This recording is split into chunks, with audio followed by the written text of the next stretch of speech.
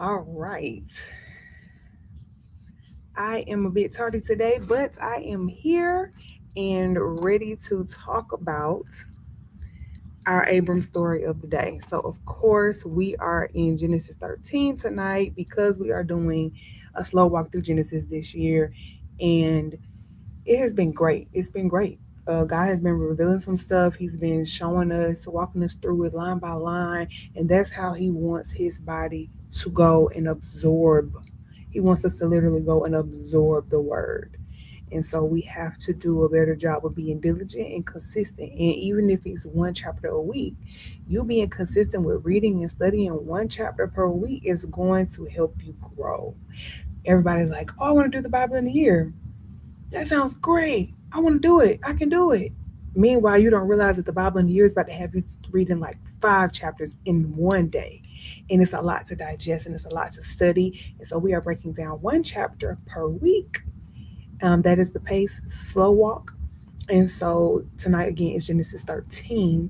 As a reminder, last week was Genesis 12. And in Genesis 12, we have been talking about how God told Abram to leave his native land, his father's home, and his relatives.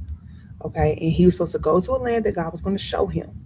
Well, that took him from what would be where the Tigris and Euphrates rivers, like north of that in Haran, all the way over to north of Jerusalem area, basically. Like for those who maybe that map reference helps you.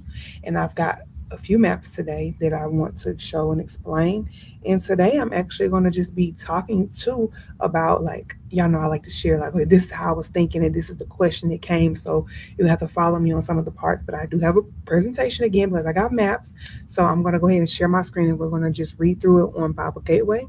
And then I'm going to show you the presentation so you can follow along with that as well. So you can turn with me. NLT is what I'll be reading, and you can turn with me to Genesis 13. And it reads, so Abram left Egypt and traveled north into the Negev. Oh, I forgot to tell you, part of the recap was that, remember, he left, he went, and then because of a drought, they ended up going to Egypt, and all that stuff happened when they was in Egypt, remember? And so now we're at the point where he got kicked out of Egypt. Yes, Abram got kicked out of Egypt, but he was richer because the Pharaoh had blessed him with lots of cattle and gold and silver and all the things and servants. So now he comes back to the land that he was in before, same area. In what is in this time is Canaan, but we would know it today as Israel, same land. So it says, so Abram left Egypt and traveled north into the Negev, that's a desert, along with his wife and Lot and all that they owned. Abram was very rich in livestock, silver, and gold. From the Negev, they continued traveling by stages toward Bethel, and they pitched their tents between Bethel and Ai, where they had camped before. This was the same place where Abram had built the altar, and there he worshiped the Lord again. Lot, who was traveling with Abram, had also become very wealthy with flocks of sheep and goats, herds of cattle, and many tents. But the land could not support both Abram and Lot, with all their flocks and herds living so close together. So disputes broke out between the herdsmen of Abram and Lot. At that time, Canaanites and Perizzites were also living in the land. Finally, Abram said to Lot, let's not allow this conflict to come between us or our herdsmen. After all, we are close relatives.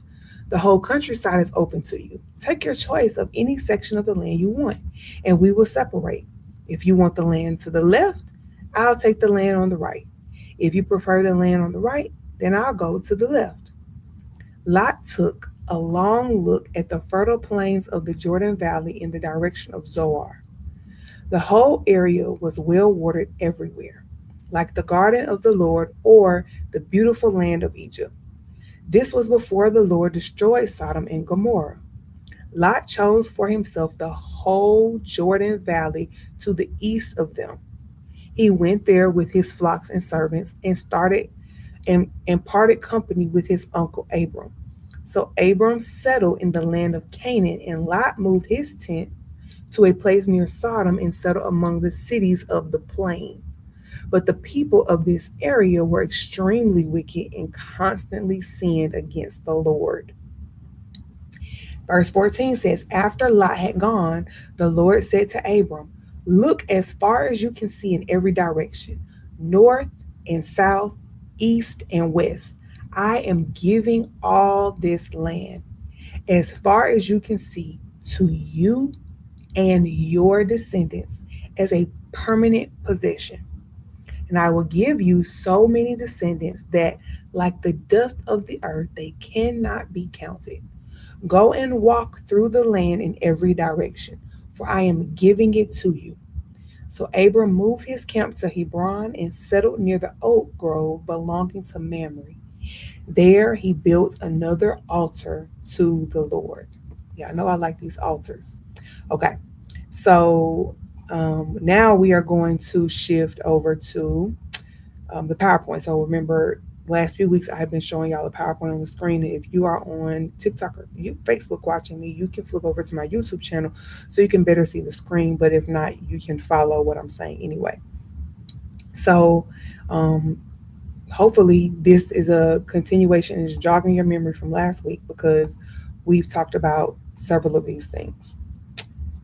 Um, it's interesting. It's not showing me my. I'm looking for my window to share, and it's not showing me. So, oh no, just gonna have to do it like that.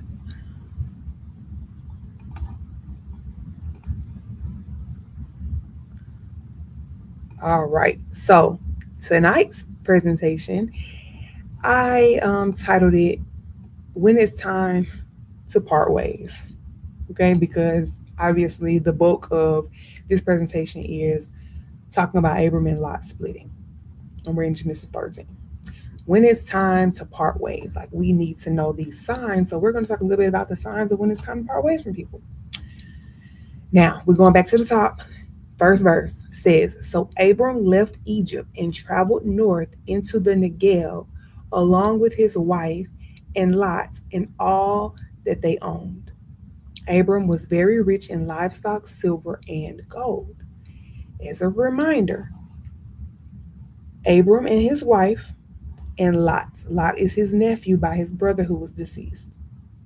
His father has died, his brother has died, his other brother is back home. That's Nahor.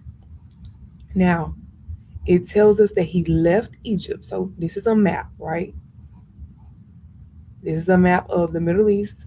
We have Egypt here. We have what is now present day Israel here. We have Iraq over here, Iran over here, Turkey up here, Greece, Europe, all that up here. Okay. Egypt, they left Egypt. Remember, he got kicked out. So it traveled north into the Negev. It's telling us what direction. This is the Negev. It's the southern desert. Along with his wife, Lot, and all they own. They have servants. They told us that in 12, it told us he was rich in livestock.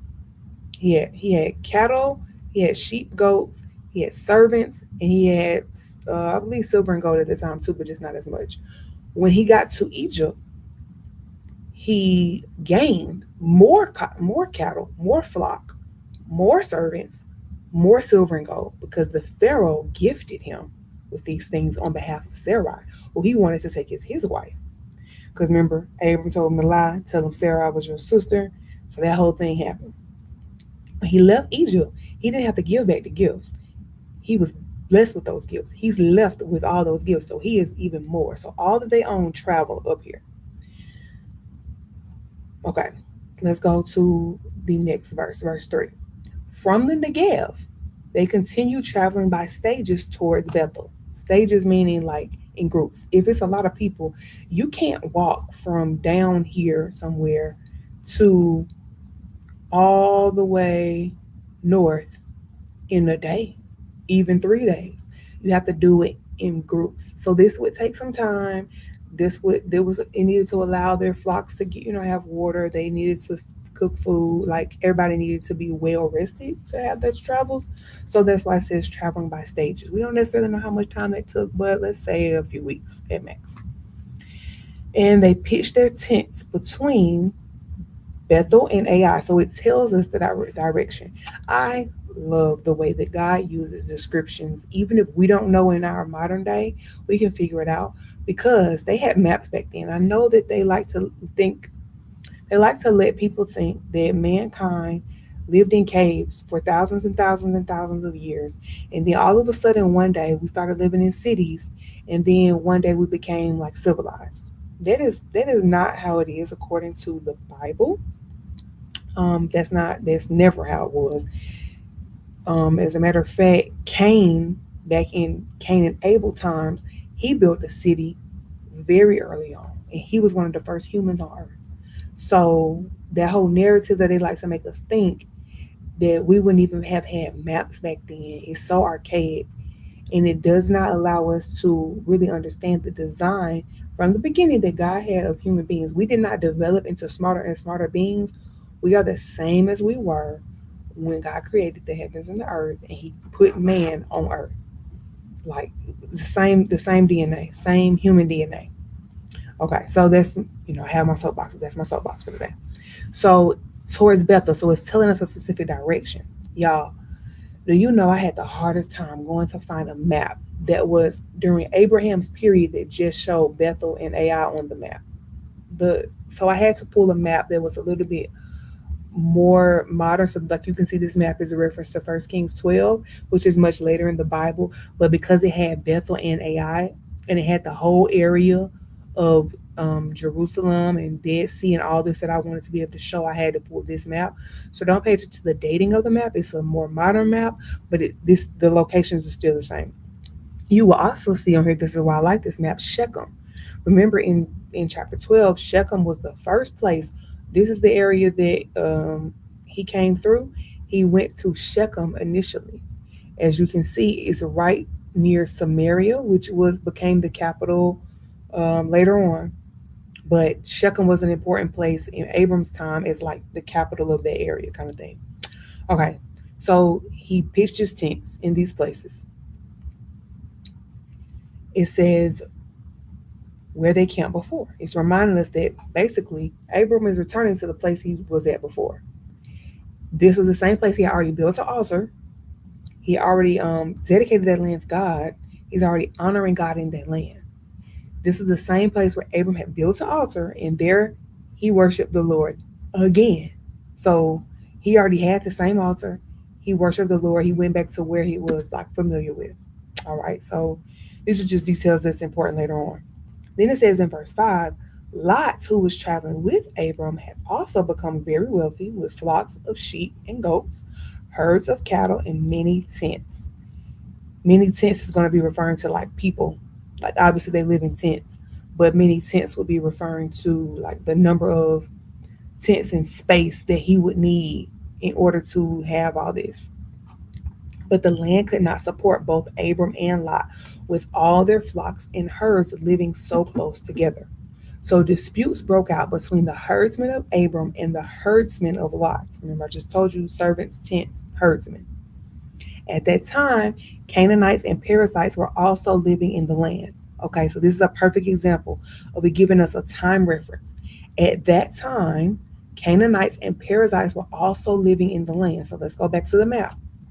This says Israel and Judah. Israel and Judah do not exist at this time. This is just a map because I like that it lays out all the cities that I wanted to see on it. At that time, this is Canaanite territory. Canaanite territory. Now, Canaanites would have been broken up into several different groups, but subgroups rather, and Perizzites would have been one of them. And so they were also living in this same land. So that means that who is a foreigner? Abram is a foreigner living amongst groups of other people, basically other nations, if you will. These are large, large, large groups of people who probably live closer to like a bigger cities, closer to like Shechem, and probably some outskirts of Shechem. And so Abram is pretty much unbothered in the place that he's at right now. Okay, so now verse 8. Finally, Abram said to Lot, let's not allow this conflict to come between us or our herdsmen. After all, we are close relatives. So obviously, fights are breaking out.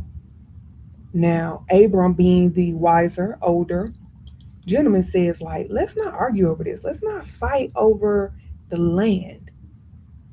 Let's not allow this conflict that's coming up because of this land be something that drive us apart. Like, we don't need to basically have bad blood between us. The whole countryside is open to you, Abram says. Take your choice of any section of the land you want. Like, you don't have to be right here with me. You can go wherever it is that you may so choose to go. I will let you choose, and then I will do the opposite. So if he says, if you want the land on the left, then I'll take the land on the right. If you prefer the land on the right, then I'll go to the land on the left. Abram is letting him choose. It doesn't matter to him. He just does not want to argue. He does not want conflict. He wants peace in the land because he is like, I am following God's word. I am being obedient to God told me to leave these places and go to a place that I'm gonna show you. He didn't tell me he gonna give me descendants. This is a futile thing. Let's not argue over it. So this is what Lot did. Verse 10. Lot took a long look at the fertile plains of the Jordan Valley in the direction of Zoar. The whole area was well watered everywhere, like the garden of the Lord or the beautiful land of Egypt. This was before the Lord destroyed Sodom and Gomorrah. Now, this was a really important moment for me when I was reading and studying this earlier this week. Because I'm like, this is giving us a lot of geographical like locations that are very important to understand here. It says he took a long look at the fertile plains of the Jordan Valley in the direction of Zoar. Now let's go back to our map. I put it on the next page, but sorry, I'm going back and forth. This is the Jordan River that's running vertically here. This is the Jordan Valley. This is the Jordan Valley area. You'll see it in a different map. And so this is where they're camped, remember? So I started thinking, okay, they've given us lots of directions. Where is Zor? It says that this whole area was well watered everywhere, like the garden of the Lord. Wait a minute. Where's the garden of the Lord? That is Genesis 3, when he put them in Eden, Garden of Eden. I mean, not Genesis 3, in Genesis 2, when he put them in the Garden of Eden. What's one of the main things that he told us about the Garden of Eden? It had 4 rivers. That describes something that is plush, lush, that is well watered. So when it says well watered everywhere, you're talking about it's probably streams and rivers running all over this place that Lot is looking at, because it's probably like a very green land. I know when they show us in present day, usually like places in the Middle East, it's usually looking like really rocky dirt, like it doesn't look like it's much green. You cannot think of the present day Middle East that we see and know of and think that that is the same way it was, what, 4,000 years ago. Not going to be the same. The geography is going to be a little bit different because obviously lots of wars have happened. The land has been used up. The land was previously more fertile than it is now. Lots of people are living and growing in the land, and this is the way that the Bible is describing it. It says the whole area was well watered everywhere, like the garden of the Lord or the beautiful land of Egypt. Now we all know the reference of Egypt as far as the Nile River and it being very fertile because of the flooding that the Nile does on an annual basis. So think of that fertileness of the land and water being everywhere, and that being the type of land that Lot is looking at. So this is pre Sodom and Gomorrah destruction. So then it says Lot chose for himself the whole Jordan Valley to the east of them. So they're in Bethel. Let's say Bethel is here. East would be this direction, right? So he chose the Jordan Valley to the east of them where they were. He went there with his flocks and servants and parted company with his uncle Abram. Sounds like he left on good terms. It sounds like he made the decision. He was agreeable to, hey, you can take whatever you want. Abram could have easily said, well, you go over there and I'm going to go over here. But he let him have choice and autonomy. And so this is where Lot chose. Now, there's a problem with that. So Abram settled in the land of Canaan. So Canaan is to, if I'm looking at a map, Canaan would be to the left of the Jordan River. And Lot moved his tents to a place near Sodom, which would have been to the right of the Jordan River, and settled among the cities of the plain. So the Jordan Plain, Jordan Valley, same thing, would have been to the right of this Jordan River. But the people of this area were extremely wicked and constantly sinned against the Lord. Y'all know that saying that says the grass ain't always greener on the other side. Here it is. Lot went to the other side. Lot went to the east side of the Jordan River. He wanted the fertile plains. He wanted the lusciousness. He wanted all the water. But that grass over there is not always greener. Why? Because the people of this area were extremely wicked and constantly sinned against the Lord.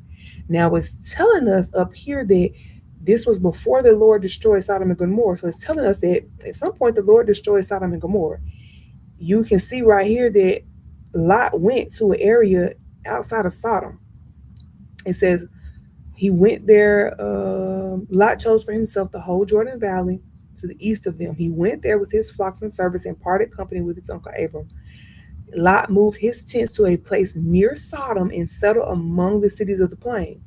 This is before it got destroyed. So Lot chose to go from his good graces with his uncle. He had everywhere he could have chosen to go, and he chose to go to a place that looked like grass was greener, but he was going to end up getting a rude awakening later. He's going to end up getting a rude awakening, and this is going to be in some later chapters, but I'm just sort of warming you up to the story and how it all unfolds. Now, here is the problem that I had.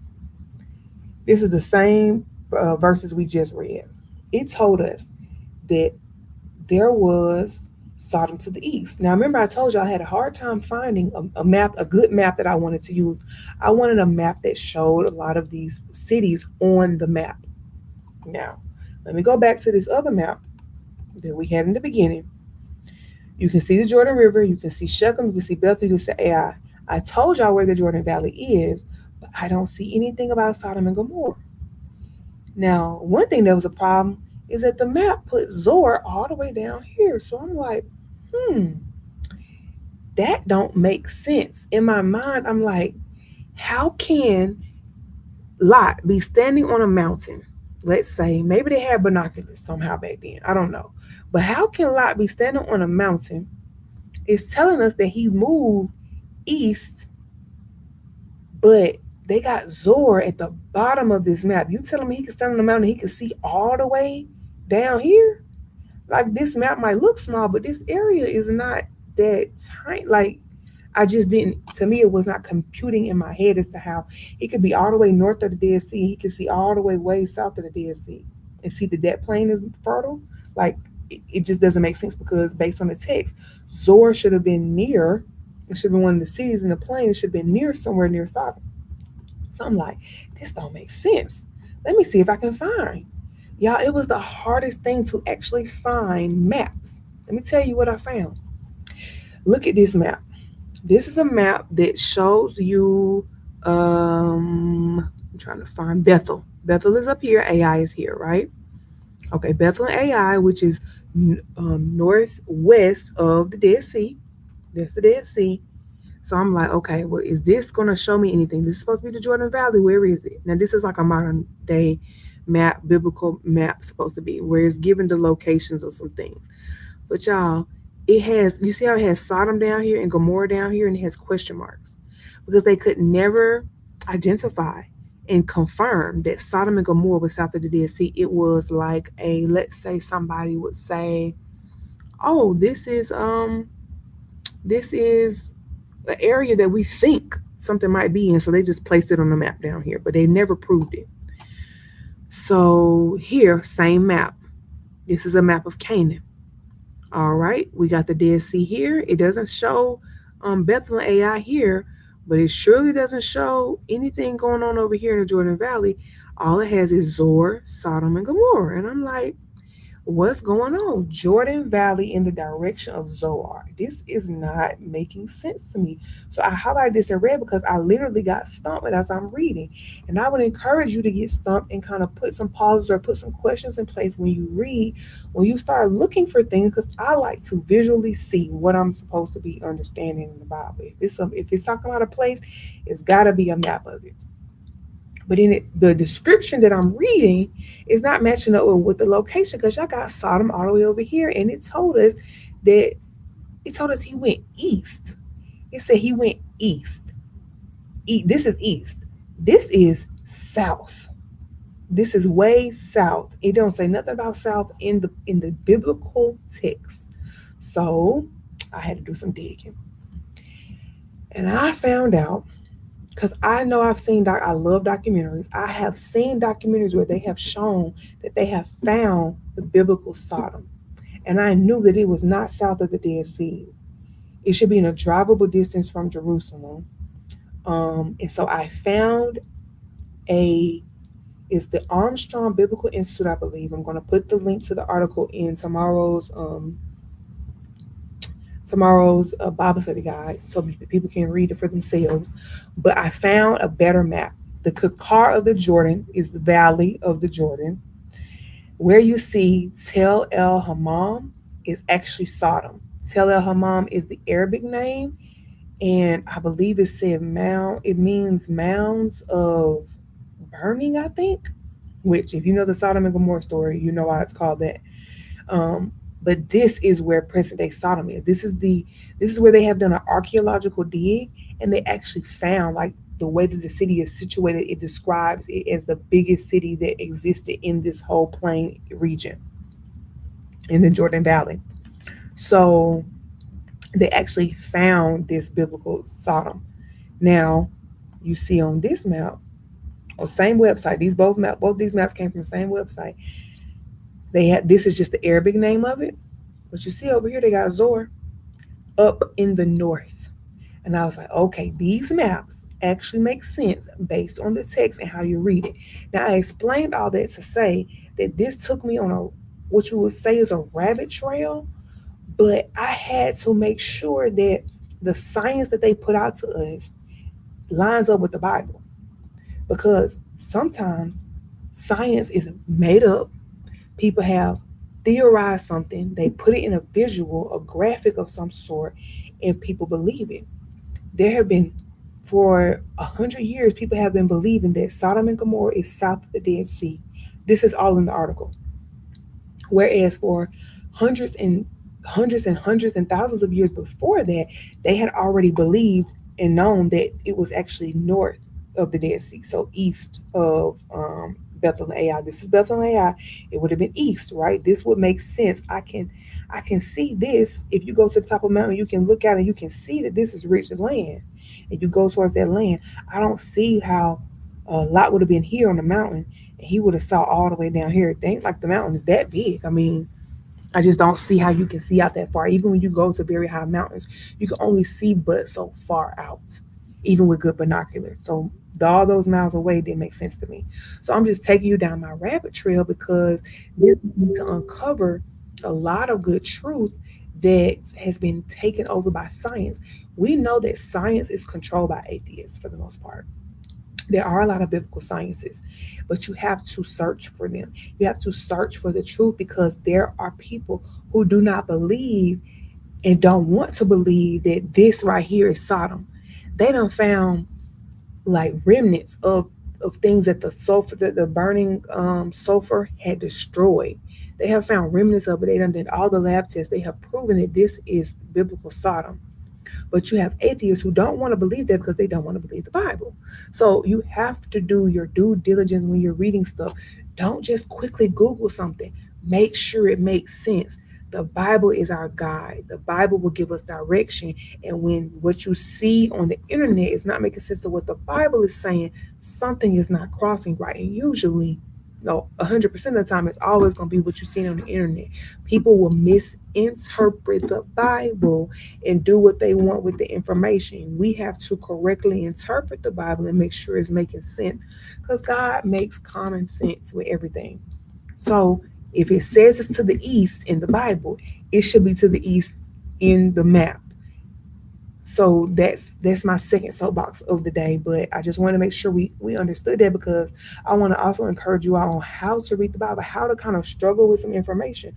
Sometimes you read something and you're like, wait, I thought they said this. I thought my pastor said that. I thought it was this. It's what the Bible said. So you got to sometimes learn how to really struggle and wrestle with information, because it's not always what people have said. It's what the text says. It's what the Bible says. It's what has been true and will always be true, whether a man agrees with it or not. The Bible is true. All right, so box over. So that is, we just finished up how it says Abram settled in the land of Canaan. Lot moved his tents to a place near Sodom. Remember, this is Sodom, so he was near here. And didn't say he was in the city, so he would have been near here. See, probably over here somewhere between these rivers or something, or up here towards these rivers. Um, and then it says, but the people of this area were extremely wicked and constantly sinned against the Lord. Now, let me give you this little tidbit of information, because this is why the Lord ends up destroying this whole area. Not only did he burn down Sodom and Gomorrah, but all of the people who lived in these places, all in this area, y'all know eventually they end up dying.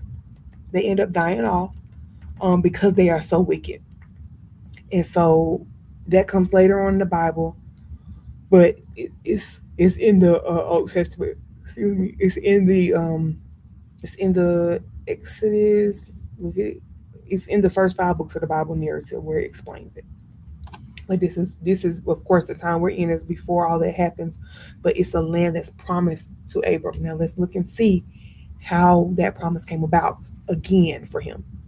It says, after Lot had gone, the Lord said to Abram, look as far as you can see in every direction, north, south, east, and west.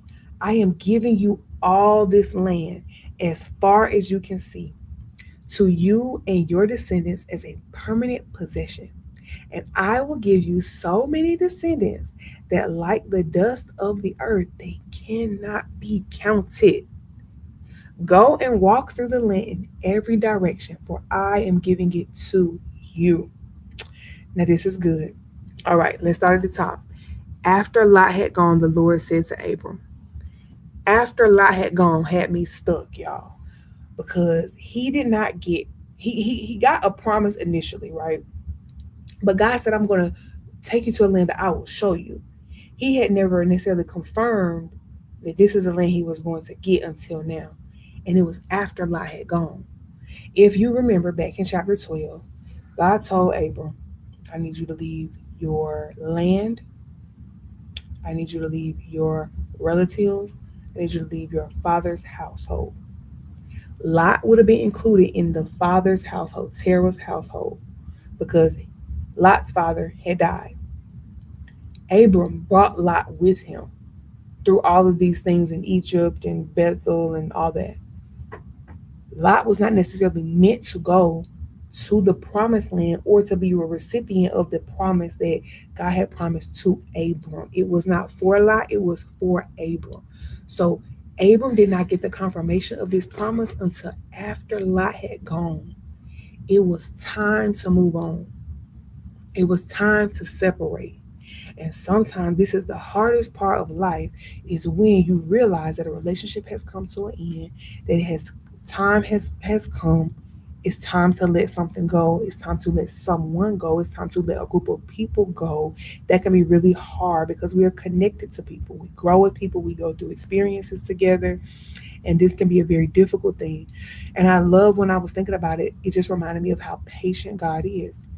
God did not tell Abram, hey, you didn't listen to me and you bought Lot, because he understood Abram's heart in caring for his relatives, especially somebody who's that close to him. He very likely helped raise Lot. So it's very difficult for God to probably have said, yeah, I meant him too.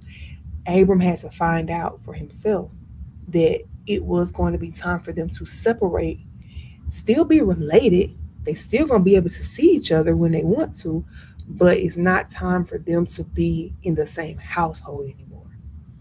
And so After Lot had gone is when God gave the promise. But God let all those situations play out, including the argument with their herdsmen and him, getting to choose the land he wanted to. He let him experience Egypt and getting kicked out. He let them stay together that whole time, and he let the situation naturally evolve so that they would separate. And after Lot had gone, the Lord said to Abram, "Look as far as you can see." Now he gave him the promise. Without having a distraction or somebody to take care of, he gave him the promise. As far as you can see in every direction. Here is Abram. He's down here in Bethel. He's camped between Bethel and Ai. So he's somewhere right here where this blue dot is. He's looking north, that's towards Shechem, right? Shechem all the way as far as he can see. It says as far as you can see. South, all the way down. West, all the way over to the sea. East, all the way over into his, really at some point you get into the desert. I am giving all this land as far as you can see to you and your descendants as a permanent possession. And I will give you so many descendants that, like the dust of the earth, they cannot be counted. Remember, at this time, Abram had not one child, not one. He was over 75 years old at this point. We know that because it told us that when he left Haran, he was 75 years old. Maybe he's 76, 77. I don't know. He could be 80 by now. I don't know. And he's telling him that he's going to have descendants that are going to multiply to the point where they cannot even be counted. He tells him, go and walk through the land in every direction, for I am giving it to you. Now that makes me think, because Abram going to follow these directions. He's still Abram at this time. He's going to walk this land. Do y'all understand the significance of walking the promise that God, that takes faith for somebody to be promised something at 70 something years old, and you telling me to go walk all this area. Let's just say it's all of this. You gonna tell me to go walk all this area because it's mine? Go walk through the land in every direction. Go walk north. Go walk south. Go walk east. Go walk west. I am giving it to you. That takes a level of faith to believe that and go and not challenge God, but to go do it. It never says that Abram challenged. It says what he did is, so Abram moved after walking, he moved his camp to Hebron and settled near the oak grove belonging to Mamre. So this is where he was. He done walked this land. Now he moves to Hebron. He moves to maybe a more a better location for his flock. Maybe the Lord spoke to him and told him, here, come here, or this would be your next place to settle. But he was obviously here for quite some time, and he's a sojourner, so you can't necessarily just be in somebody else's property for a long time anyway. So then he went to Abram. And so it's telling us exactly where Abram ends up camping out. And over the next few chapters, what we will discover is that he keeps camping in different places that God has given him, different lands that God has gifted to him in the future for him and his descendants to be able to settle in. It won't happen for hundreds of more years, but God has him walk that land. He has him reside in that land. He has him build altars in that land, because look at what it says, our last sentence. There he built another altar to the Lord. This is the third altar in this whole land. He built one in Shechem. He built one between Bethel and Ai where he had camped. Now he's building one in Hebron. This is Abram dedicating this land. This is Abram dedicating his whole flock of people and animals and things, his whole possessions, assets, to the Lord. And he's saying, essentially, just like Joshua said, as for me and my house, we will serve the Lord. Because all these people who he's living around and with, they are not serving the Lord. They are serving all the idols. They have built idols of wood, of iron, of gold. They done got the Egypt is idolatry. Everybody is worshiping idols. because they believe that those are their gods.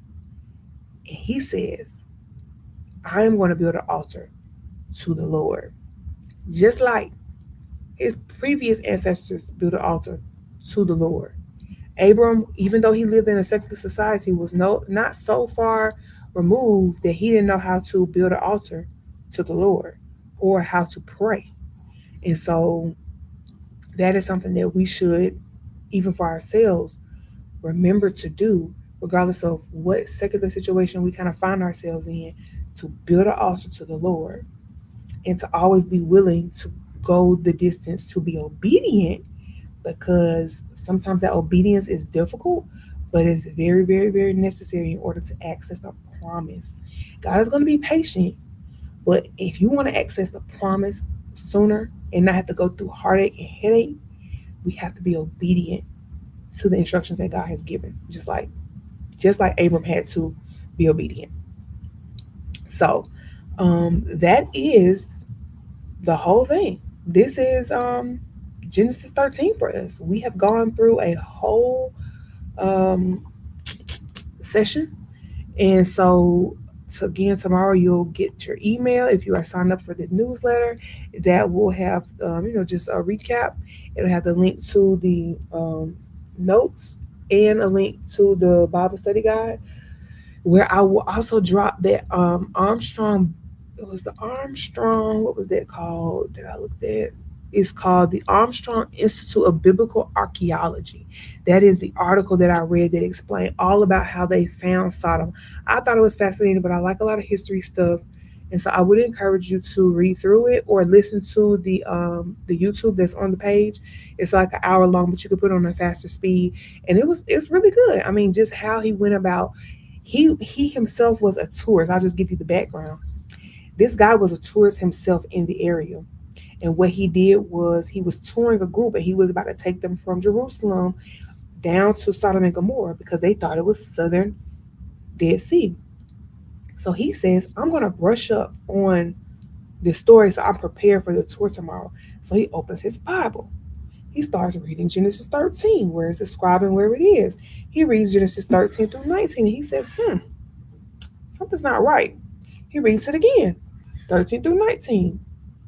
I'm taking these people to Sodom and Gomorrah, but I don't actually think that that's where Sodom and Gomorrah is, because that's not what matches the Bible. So when he said that, it made me think about what I was saying. This don't make sense. So that is how this man discovered over the course of like 15 years where Sodom was, and they did archaeological digs for 16 seasons in this place, because he used the biblical descriptions to find out where Sodom was, and went back to find map sites that are in the Jordan like archaeological society or whatever, and that is how they located Sodom. So it's a really good story that I think you should hear, because this is how things are discovered. Usually people will say like, oh, this is what it is, until it's proven otherwise, and this is a situation where it has been proven otherwise.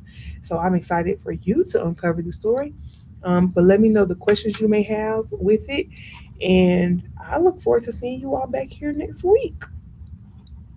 And that wraps up our Bible study for tonight. So share it with somebody, go read it for yourself, and look for that email tomorrow with your links. Good night.